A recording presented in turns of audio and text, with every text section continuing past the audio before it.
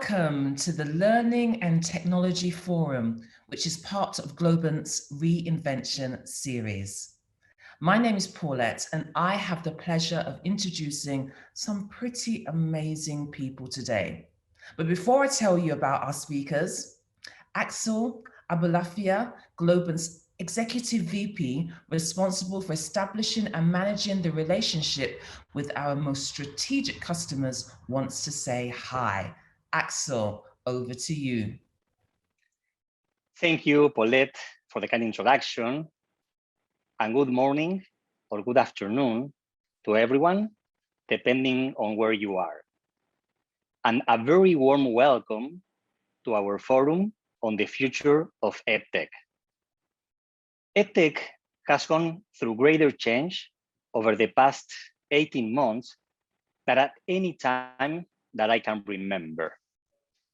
We saw how the pandemic really accelerated the shift towards digital learning. And as we slowly start to get back to normal, we can see that there will be long-lasting changes. Here at Globant, we envision a world where everyone has the opportunity to reach their full potential through high-quality education. We believe technology is crucial to achieving this. And that's what we want to discuss today. How technology is reinventing the world of education. And most importantly, how it is contributing to better educational outcomes. Here at Globant, we have been partnering with many companies to do exactly that. And we'll be sharing some of these best practices and learnings throughout the forum to empower more businesses to achieve this mission.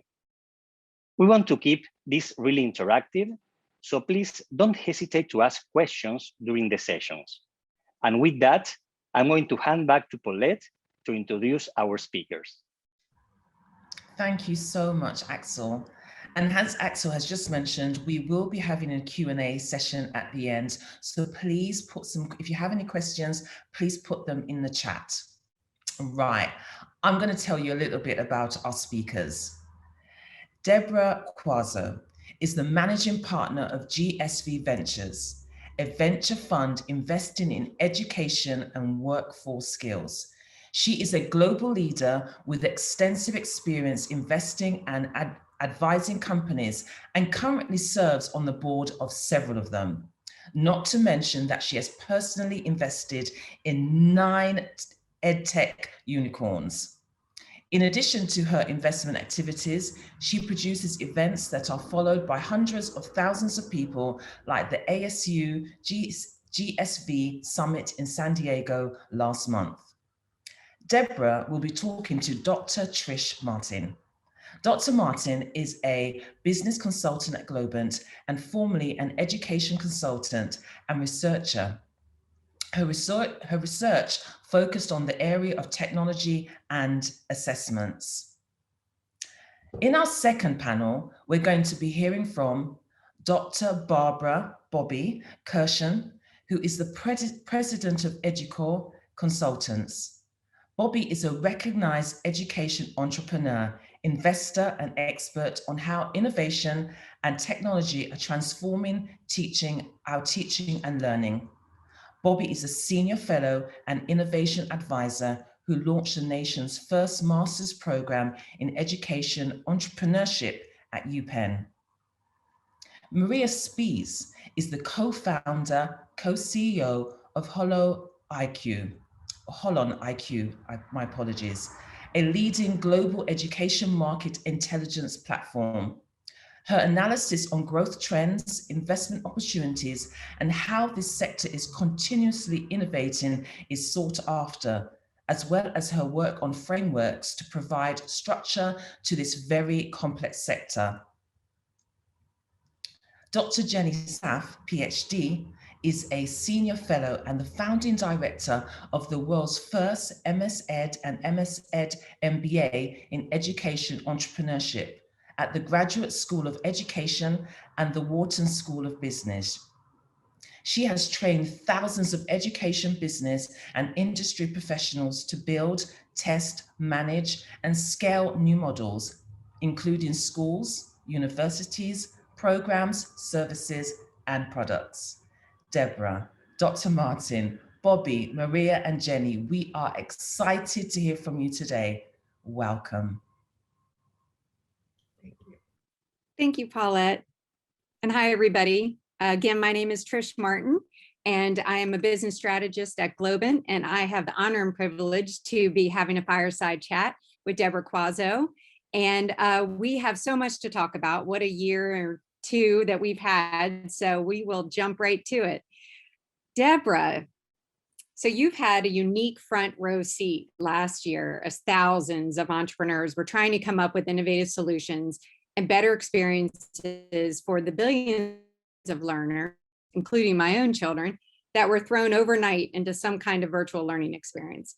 There's all of this activity in the sector, and no doubt that there's been major acceleration. So the question is, what is your take on the impact of all of these activities? Is it too early to know if we're seeing an impact on the learning outcomes? And if not, how long do you think it will take to significantly impact their learning outcomes with everything that you're seeing today? Great. Well, thanks so much, Tricia. It's great to be here. Yeah, it's been quite a, we all like to think it's been a year. It's actually, we're coming up on 2 years. So it's we all have amnesia. It's been fascinating. Obviously, as you said, 1.6 billion people, students, learners thrown into the deep end of the online learning pool, as we like to say. And some of them successfully swimming and some, and not so much so. So I think that what's happened is we've had this massive acceleration of habit adoption. So we have had folks who had been ready, whether it's in higher education, K-12 or workforce learning, people who had been reticent to either develop online teaching skills or online learning skills were effectively forced to do that. And I think that habit has now been ingrained. It's now been ongoing for 2 years, coming up on 2 years, year and a half. So the impact on learning outcomes, I think, is a thread that we'll need to run through this world for the coming decades. I mean, on the one hand, we're seeing it, certainly in the US, I'm sure all over the world, but just the learning loss that occurred as particularly in the K-12 sector, as students and teachers grappled with how they were going to go back to school online, whether they were, capable of teaching online, restricted hours teaching online. So there was a lot less time spent on learning tasks. As we all, the research has always told us, more time on task and learning, the more you learn. So I think you have in one sort of swim lane, you have this real degradation of learning outcomes that's occurred, I think pretty widely, particularly affecting people of color in the US. If you've seen the numbers that have just come out, and lower socioeconomic groups who didn't have the same access as others did. So that is a problem that is going to have to be addressed. So I think the pressure that's going to put on education technology providers, entrepreneurs, and established companies, both, and to accelerate innovation to deliver better learning outcomes at scale. I think it's going to put that's going to be a very positive pressure on a very sort of tragic outcome of COVID. So I think we would expect to see a lot more innovation, a lot more progress made in the delivery of better outcomes, a lot of accountability for delivering outcomes. We're really seeing that all over the world. We've done a lot of investing in India over the last 12 to 18 months, and just some really interesting things happening in that market around addressing learning gains for low-income children. And so I think and we have seen at the same time, through COVID, we have seen really interesting companies emerge. We're an investor in a company called Class Technologies, the founder of Blackboard, Michael Chazen, which has been built to turn Zoom into what it was not. It was not built to be a teaching and learning platform, and so what Class is doing is on the SDK of Zoom, turning Zoom into a teaching and learning platform. So innovations like that, I think, will continue to help move the sector forward for better and better products with a real important focus on learning outcomes and accessibility. I mean, we think about accessibility, learning outcomes, leverage for teachers, faculty members, learning leaders, whatever form the learning leader takes. So yeah, it's been a tragic period. I think a productive period for the education technology sector. It's the final point I'd make is it's been a sector that's been undercapitalized for so long. I mean, it was not viewed to be a important technology category.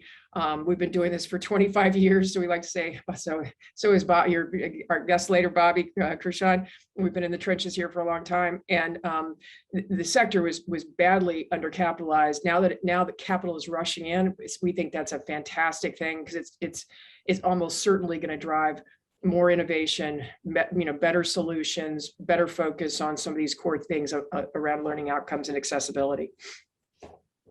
Absolutely. I remember it well. I think it was about 25 years ago. It feels like we were just introducing the internet to North Carolina schools and trying to deliver content and assessments online. So we've come a long way, and yet I think this has really helped us to see where we still need to go. Exactly. And hopefully now with the capital that is now invested, we can really do some great things. So speaking of technology, we've seen a lot of companies that are embracing technology, either voluntarily or forced by the circumstances: artificial intelligence, machine learning, big data, gaming, VR, blockchain. Which of these excites you the most? And is any development in this area that you believe will allow us to have a big leap or have the most significant impact in the future? Yeah, I think, certainly artificial intelligence and natural language processing and the combination of all that, is going to become, like a primary element, right? It's going to be in everything. It's going to underlie everything. I think we're still struggling to companies are struggling, entrepreneurs are struggling, although I think there is some real light at the end of the tunnel to apply those technologies for truly personalized adaptive learning and assessment. I mean, your assessments, Trish, is your area of where you've spent a lot of time. And as you know, it's been a holy grail for a while, right? So I think the good news is it feels to me like we're at a place. There's some companies that appear to have made, global companies that appear to be making real progress towards a real, towards that holy grail of a platform that you can go into. It can be adaptive. It can maintain it can actively record seamlessly and invisibly, frankly, record where students are in terms of mastery, and then personalize their learning around that mastery. So I think that has been a vision for decades now, and I think we are right at the cusp of realizing that. We were actually at Arizona State University last week and spent time in their AR/VR lab. They're doing pretty fascinating work. They're building an entire biology course based in partnership with a group called Dreamscape. They were actually at our ASU GSV Summit last month.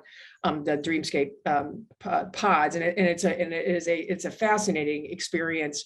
Having a real live AR/VR experience in a learning environment, and they've got huge resources dedicated to the application of those technologies to drive better learning outcomes, and the early returns are that students who experience biology through that that sort of experiential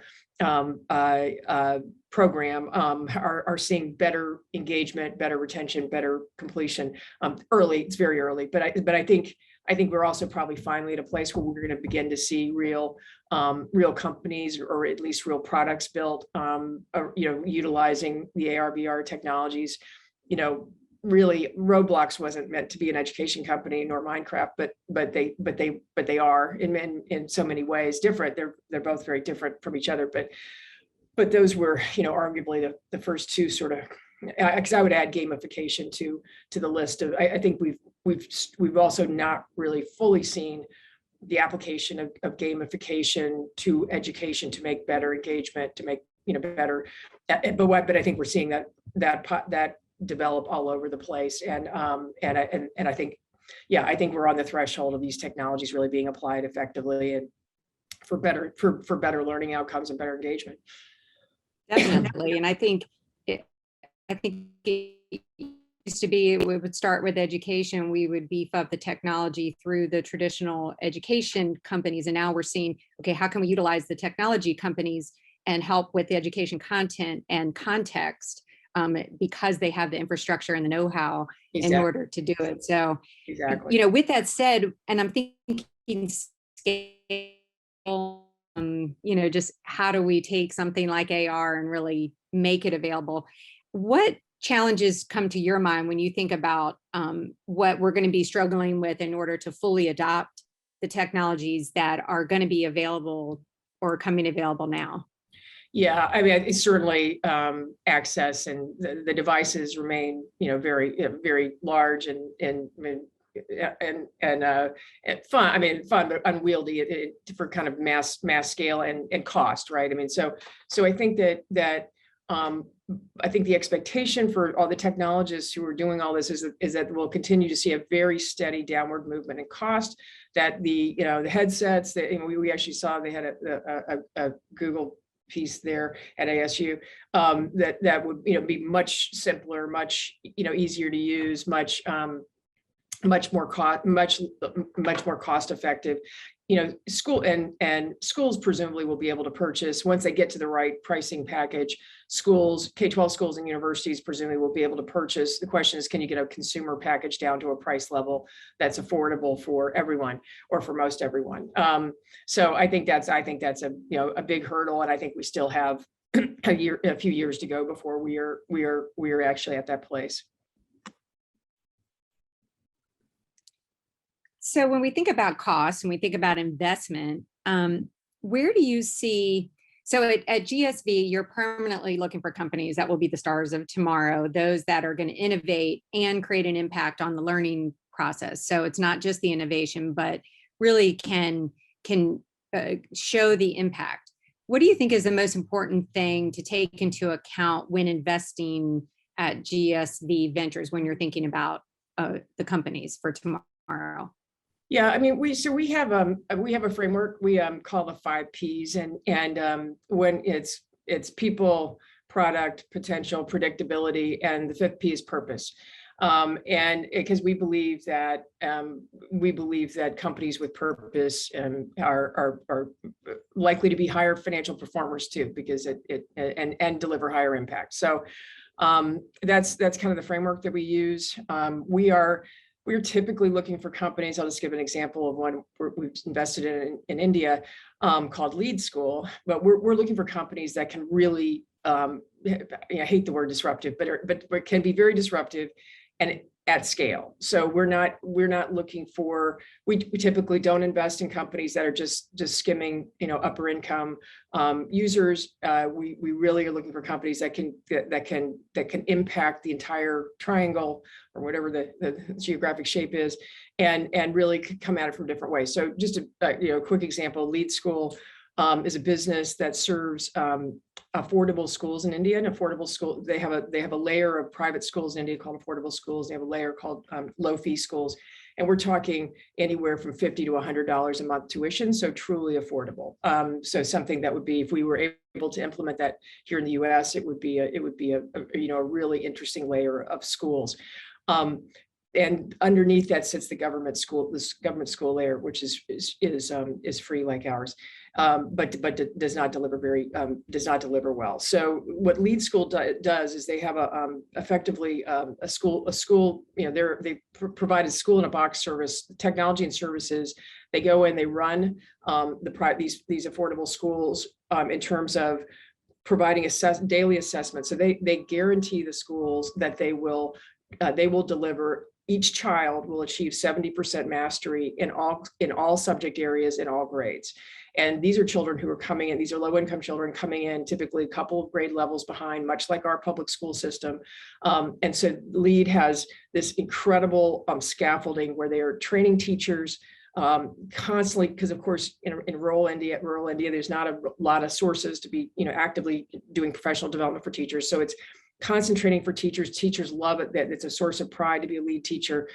They're scaffolding the school itself. They're helping the school. They're achieving these academic outcomes. So the academic outcomes allow the school to actually fill all the seats and therefore become more financially viable. What's remarkable is not only do they guarantee 70%, they've actually typically achieved more like 82% mastery. That dipped down a little bit in COVID.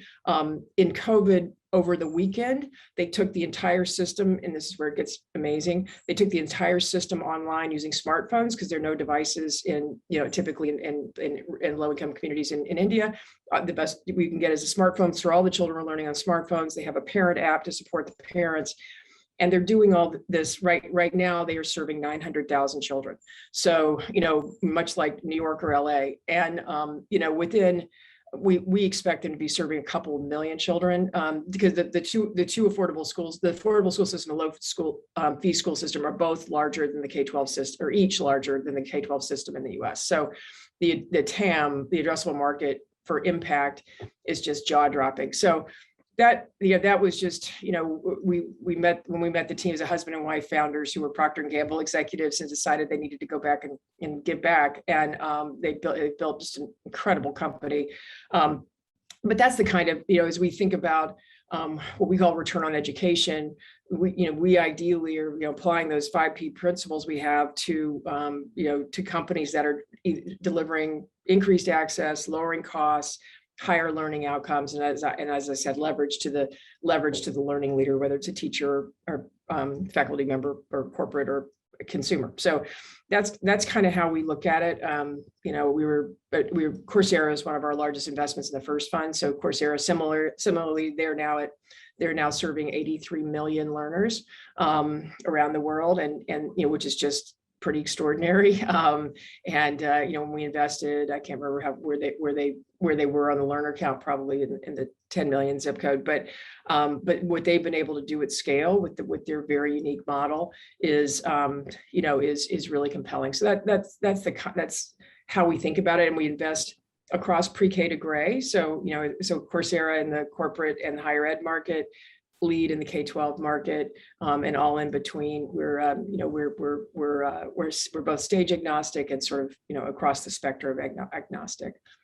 That's great. Those are great success stories, and hopefully they've inspired the audience, because now we've got a poll. So now it's time to get some to hear from you all out there in the crowd. So let's take a look at the question. Which of the following do you believe will be the most influential in driving learning innovation over the next 3 to 5 years? Artificial intelligence, peer-to-peer learning, personalized learning, gamified learning, mobile learning, or other? Hosts and panelists can't vote. We're leaving this up to our audience. So please take a minute now for our audience to vote. And while they are taking time to do that, we will talk a little bit more, Deborah. Okay. All right. So while the audience submits their choices to the poll, let's talk a little bit about entrepreneurship and education.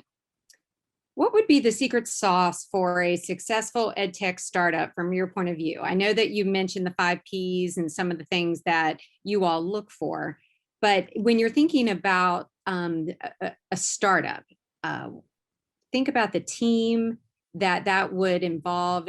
Senior, is it diverse? Is it about perfect timing, market fit? Is there a specific location or segment in the industry at a given time? What do you find to be right now the secret sauce for a successful EdTech startup? Yeah, they come in all shapes and sizes. We have, first-time founders up through the example that I mentioned, Michael Chazen, who was the co-founder of Blackboard and longtime CEO when he came back to start another, a new ed tech company in class technology. So certainly, what we're looking for is someone who is hair on fire, urgent. Sees a real white space in the market and a way, and we don't expect, we expect companies to morph and change a lot over time. And so we don't, if it's a seed stage investment, we don't expect the company to be fully formed at the seed stage. at all. And so I think somebody, I think they're having trouble with the poll, but anybody's got that taken care of. But yeah, so we're very urgent. Obviously, we're all, you need a technical co-founder. There needs to be a technical co-founder in the mix, for sure. That's critically important. I think we've seen great people come in from other sectors who have, the interesting thing about education is that, everyone, most everyone's had one. And so everyone's got a view and opinion and insights into what is happening. I think one of the things we're going to see coming out of COVID, and we've already seen it actually, class as an example of this, is technical parents who are sitting at home watching their kids go to school online and seeing deficiencies in that delivery and wanting something different. So I think we're going to see a host of new interesting online school offerings. I think we're going to see all kinds of different innovations come out of this period as people have gotten new insights. I think a lot of parents didn't really appreciate the educational experience their kids were or were not having. So we're looking aggressively at investments in sort of new deliveries of K-12 education that for all over the world, including, we have a really interesting investment that we've invested in South Africa, and with a two-time ed tech founder. So I wish there was a perfect formula. I think it really is around the background of the founder, the people. You're known by the company you keep. So what's the co-founding team look like? What are their backgrounds? Can they complement each other? Et cetera. And it's a little more. It's not 100% scientific. But we've been very fortunate to back a number of really extraordinary founders. So it's a great job to wake up to every day. Oh, thank you. Thank you for that. All right, and the results are in. Which of the following do you believe will be the most influential in driving learning?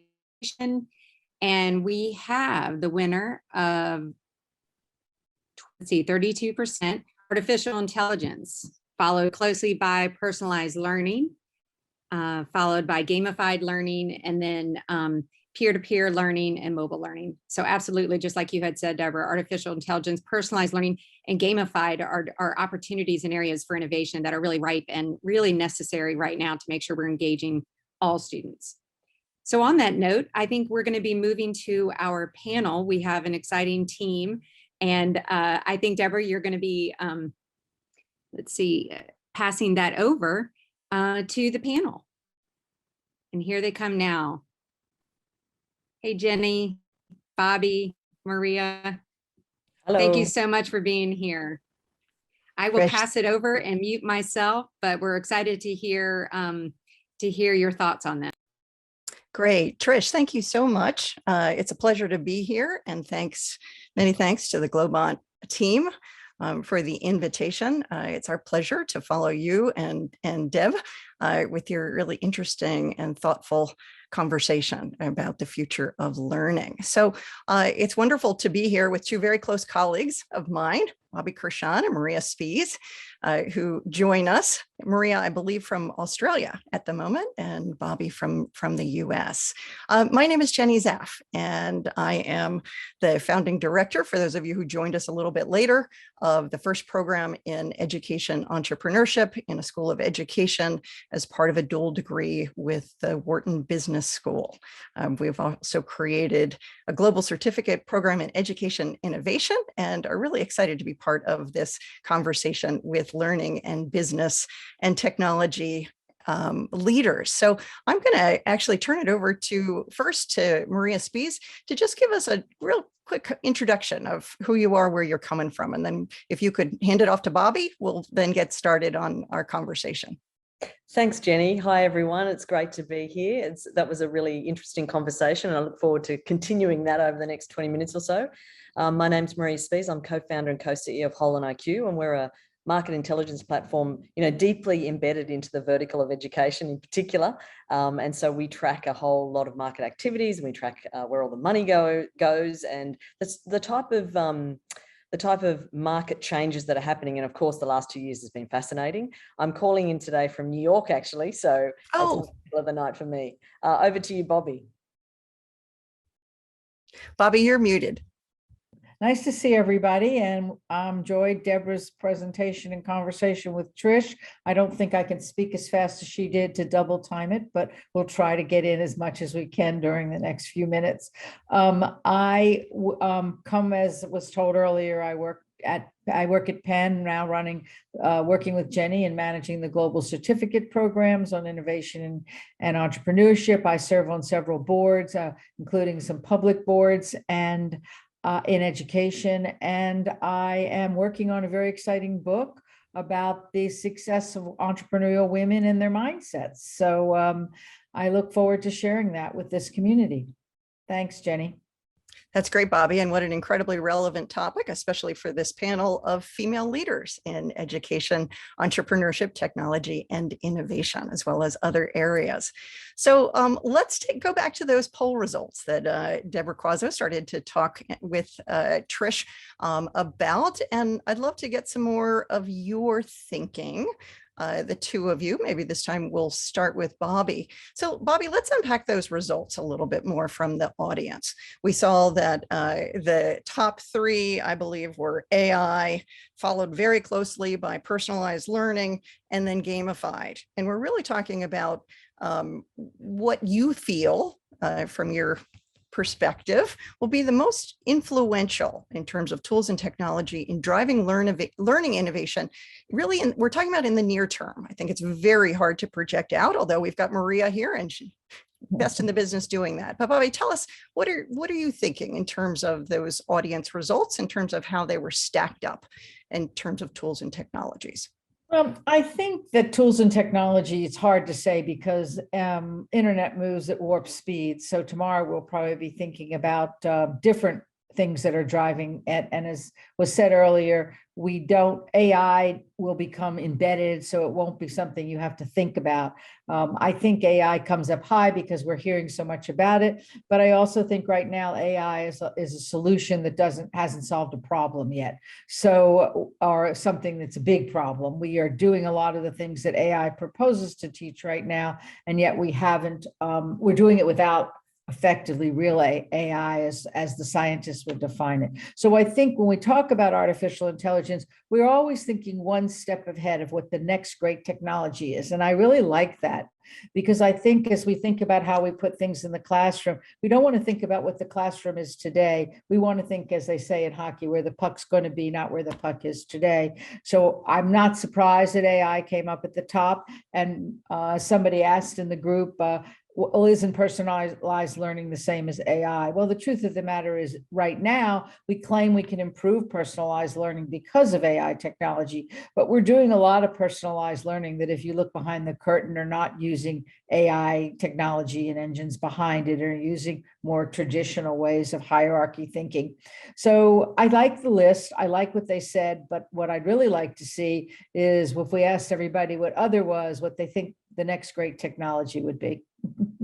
That's great. Thank you for those thoughts, Bobby. And so Maria, we're using Bobby's language. Where's the puck going? And this can be we're all good friends. This can be also a little, we can really push this conversation.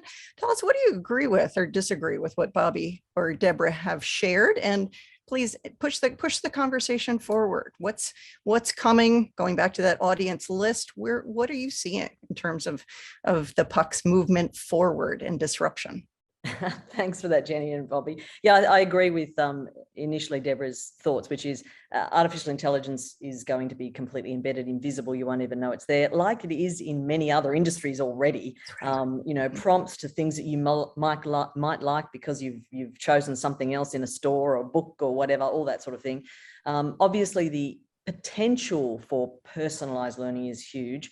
I think what I see here is AI, personalized learning, and gamified learning. Virtual and augmented reality is another technology we need to keep in our mind here. All of these things are already being used in education to a greater or lesser extent. Obviously, a long way to go. But when you sort of put them in a category, it's more like artificial intelligence, personalized learning. What's good for me right now in my journey? make it personal to me, make my experience enjoyable.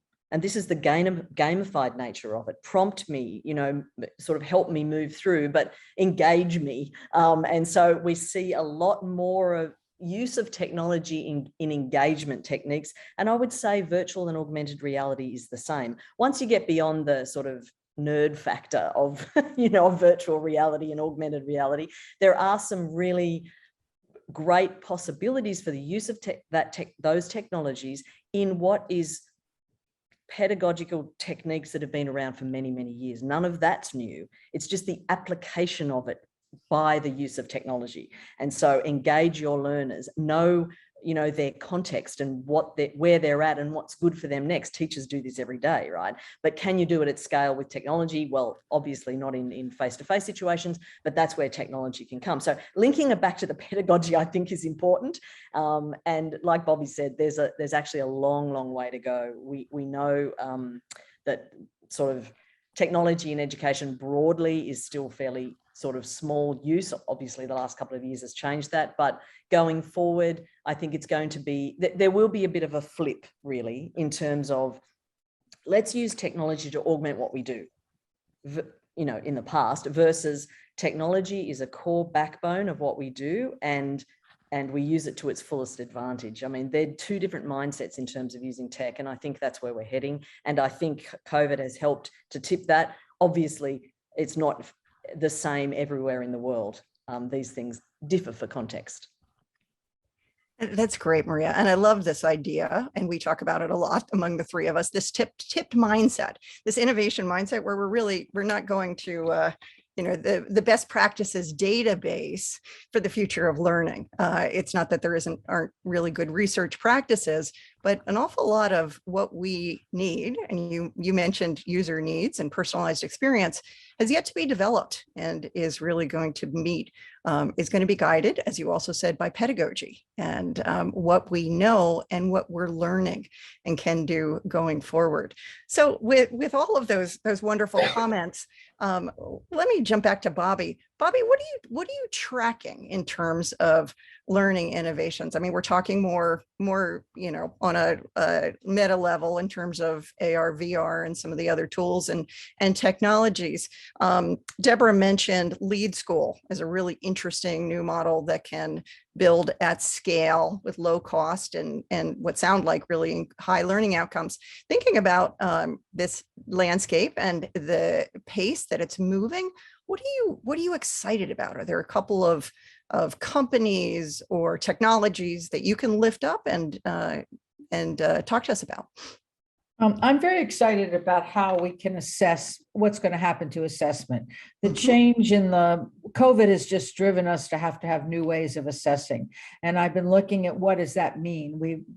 And in the United States, we stopped testing last year during COVID. Now there's a big debate on what will happen when we bring testing back, and do we bring it back as a baseline? So I think we need new forms of assessment because we can't go back to the way we assess. So I'm looking at several companies and have invested in several in the assessment space.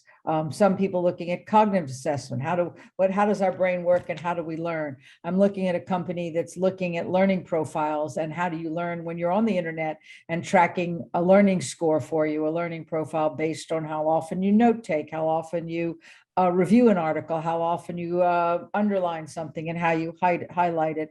So I'm very, very interested right now in assessment and how we're using the internet. On how do we assess PBL, project-based learning? How do we assess peer-to-peer learning? How do we assess what's going on between parents at home with their kids? I agree that there's been a lot of learning loss in many areas, but much of the learning loss will be picked up rapidly. Kids are pretty resilient, and if we give them the right tools, we'll catch up. But what I don't think we really have analyzed is what they did learn. A lot of learning did go on during COVID, different learning, and we're not looking at that. So assessment's one area I'm particularly interested in. I'm looking at a company called Mindprint Learning that's doing cognitive assessment. I've been looking at a company out of London doing a learning profile called Mindstone.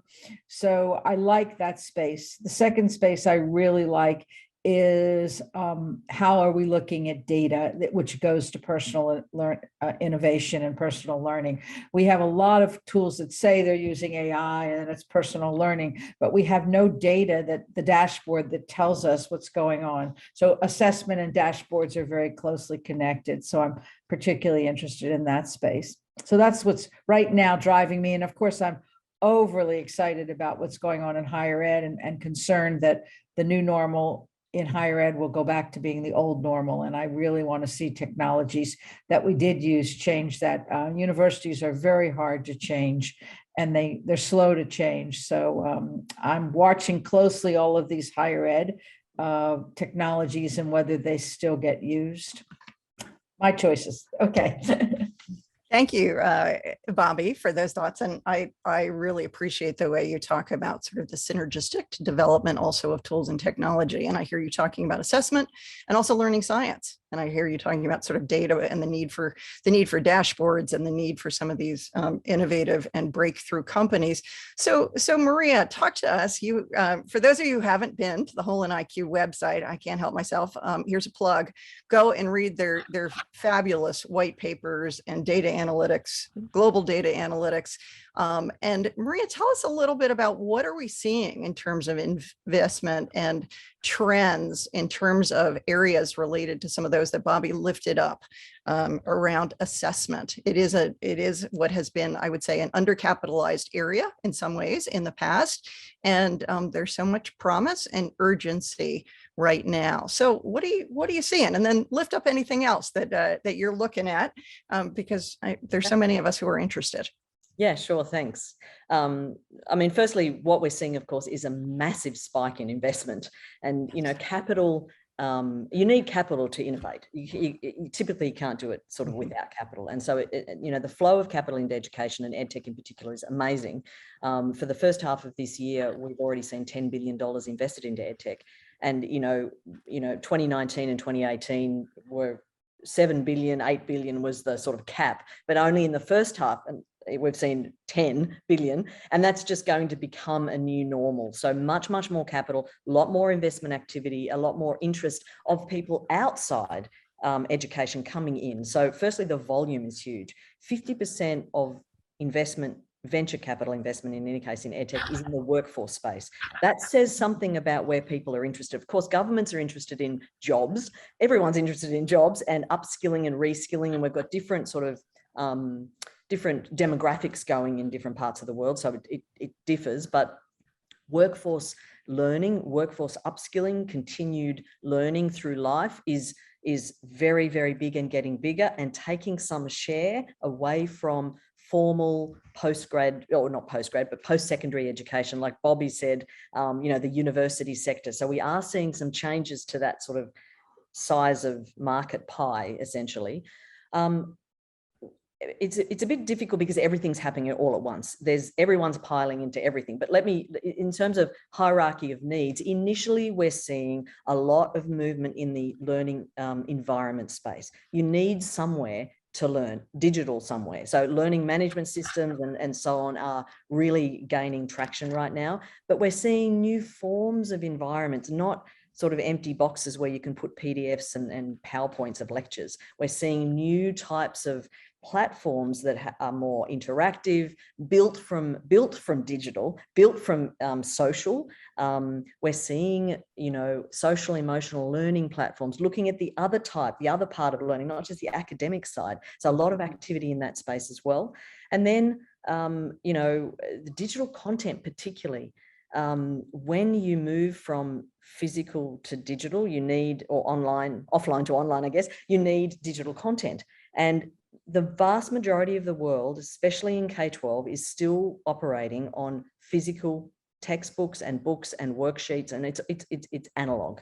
And so there's been this massive spike of activity in new and very interesting digital content, interactive, personalized, and some, products that take a physical resource and digitize it and then make it interactive. So you can move from physical to digital very quickly. We're seeing lots of that type of activity. I'm hoping that, and there's some really great questions in the chat there about how do schools cope? There's a lot of things coming at them all at once. What do teachers do, and so on? I'm really hoping this post-COVID is going to be a sort of a new era of cooperation, because moving forward, you can't, one part of the system won't change the whole system.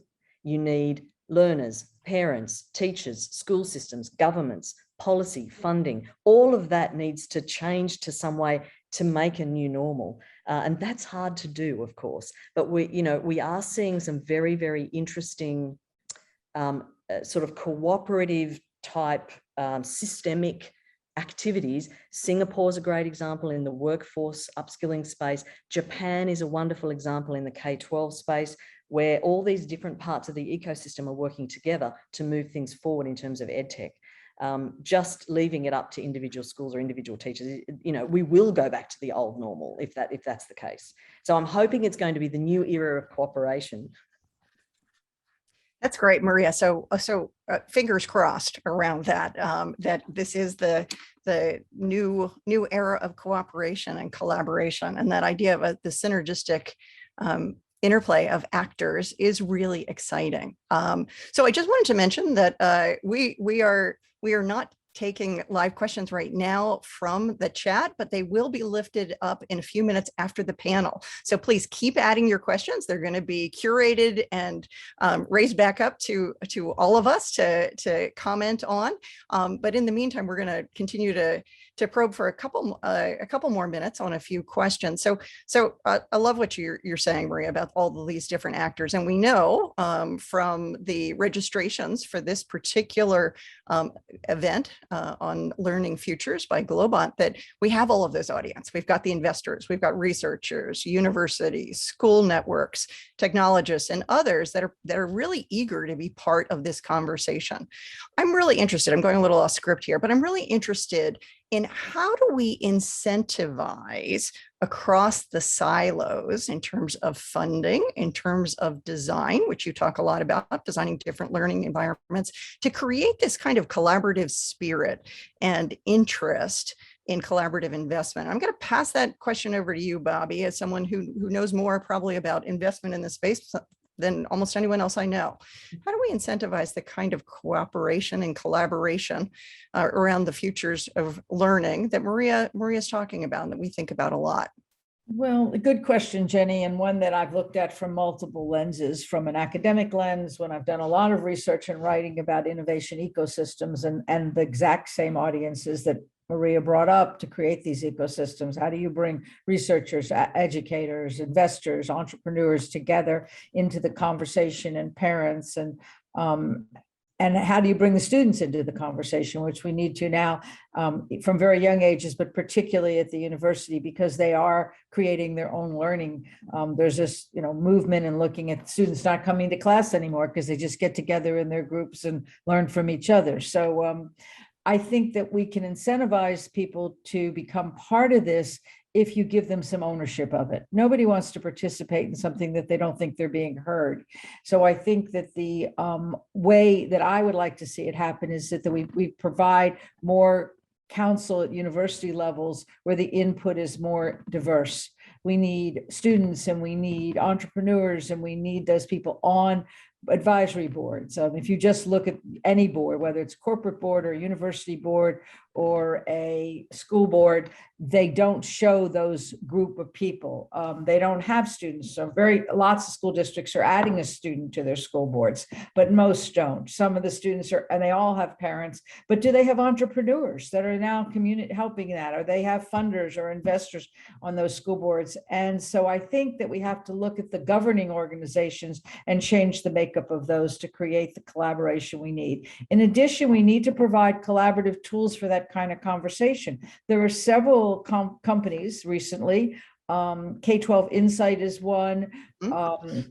Another company that's coming out of Florida is one that's providing a tool for school boards to engage people in that conversation. So rather than just having discussion boards or open ones, there's tools that actually put out questions for community, helps that the tool provides the ability to put policy forward, comment on policy, and then bring that back. And then it's open to everybody, the community, the leaders, the entrepreneurs in the community. So I think you're going to see collaboration be a big part of how this happens.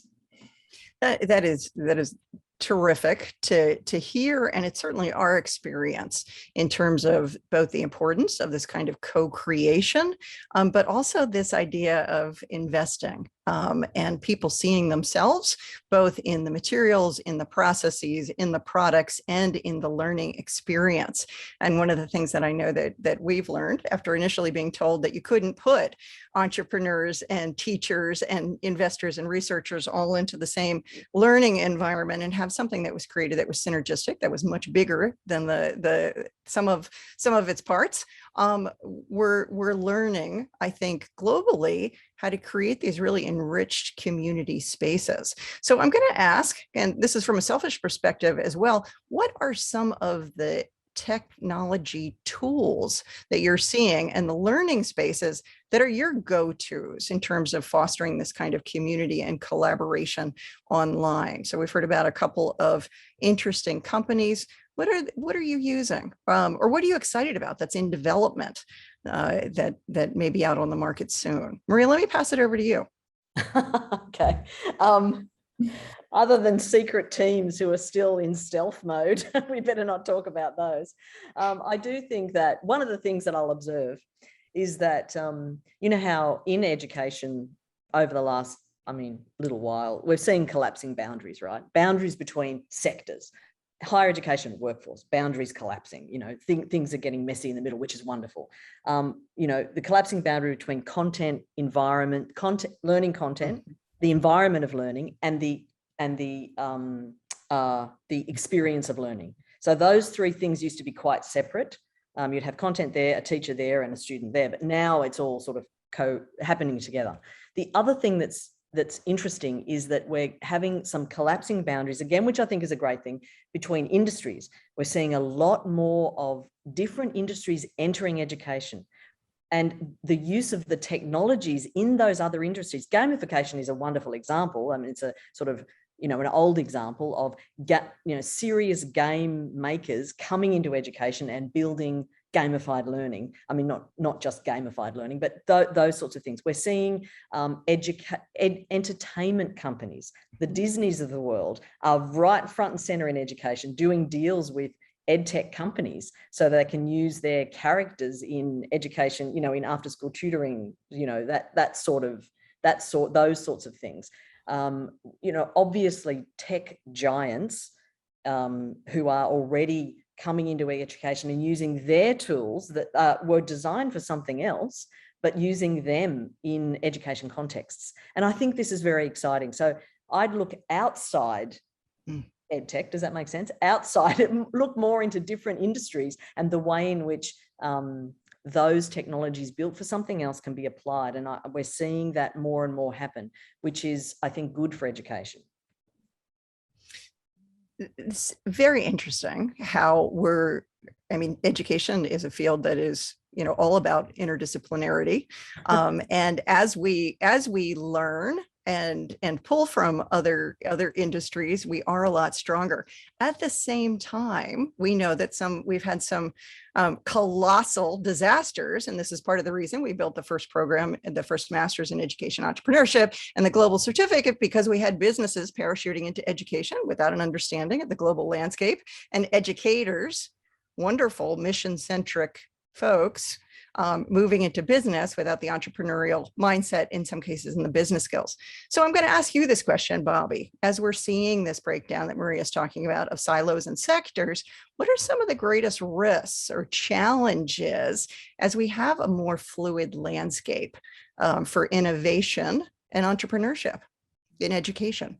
Well, from the research that we've recently done for our book, and Jenny and I have been doing for the past 9 years about entrepreneurial mindset, we learned a lot. And I think there is the risk that we try to apply entrepreneurial mindsets to education and education mindsets to entrepreneurs without them understanding their mindsets. So for example, I think one of the barriers to change is that educators are very low risk takers. So how do we help them become better risk takers and more thoughtful risk takers? Interestingly, the data shows that women, which we're seeing a growth of, are much more thoughtful risk takers and therefore more successful in these spaces, in many cases, once they get into leadership roles. I think we also find that, and we need to be more empathetic and have more personal sensitivity in the space, which is why crossover is very important. And you're going to see, now we see the big use of the word purpose-driven, because we want people are going into these spaces like health, like social work, and social justice, because they are empathetic and they want to see change. And a lot of the tools that they're using are now applicable to education and ed tech. So I think you're going to see that some of the risks is that we need to think about our risk profiles and understand them and work better to deal with that. And I think we need to be more open to the fact that innovation is something like entrepreneurship, that you have to try new things and fail fast and change. And we haven't done, that's not been the mode in education. People don't want to fail because you do no harm kind of model to kids. So you think, well, even if I know this is terrible, I'm not going to change because I don't have time or I don't do it. Even though the teacher knows on day one that isn't working, they don't change because they can't take risks. So I think those are some of the barriers. Those are some of the barriers, Bobby, very well put. And those are obviously some of the opportunities for learning and leading and investment. So that's a terrific list. I'm going to pass it over to Maria just for any final comments on barriers and opportunities. And then I'm going to, I think, hand it off to Trish, and we're going to move into, I believe, opening up the next segment of the conversation. Yeah, I mean, there's plenty of barriers. Everyone focuses on barriers, unfortunately, from access to actual internet access and devices and so on. One of the biggest barriers and opportunities is really capacity building, particularly for teachers and educators. Professionals have a professional identity, a professional profile. They know what they know, and they're amazing at it. But making a significant change for any professional is difficult, especially when it comes to new technologies. We have globally a teacher workforce shortage.